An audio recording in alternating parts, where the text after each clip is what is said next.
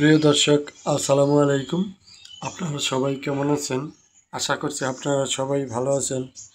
আজকে আপনাদের মাঝে আরও একটি নতুন ভিডিও নিয়ে হাজির হয়েছি। আশা করছি আপনারা অবশ্যই এই ভিডিওটি শেষ পর্যন্ত দেখবেন।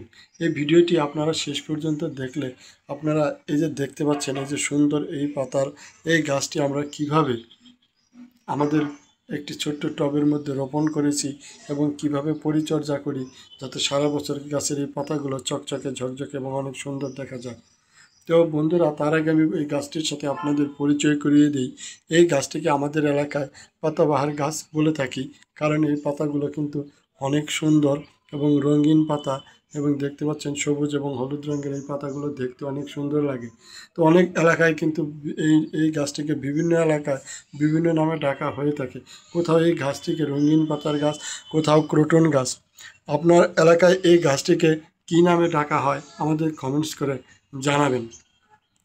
আমরা প্রথমে যে কাজটি করেছি তা হলো এই ছোট্ট একটি এই ক্রোটন ফুল গাছের বা পাতাবাহার গাছের চারা আমরা নার্সারি থেকে সংগ্রহ করেছি।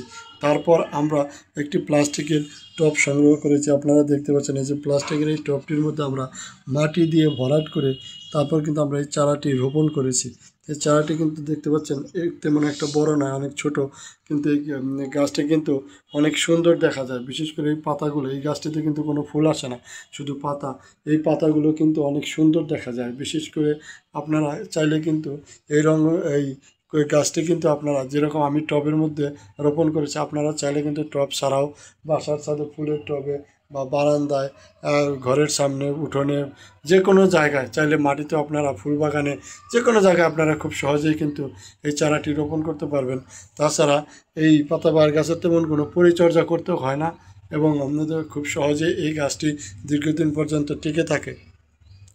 আপনাদের কাছে আজকের এই ভিডিওটি কেমন লাগলো আমাদের কমেন্টস করে জানাবেন। আর যদি আজকের এই ভিডিওটি আপনাদের কাছে ভালো লেগে থাকে তাহলে এই ভিডিওতে একটি লাইক দিয়ে চ্যানেলটি সাবস্ক্রাইব করে দেবেন।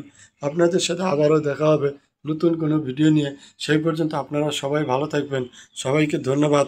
আসসালামু আলাইকুম।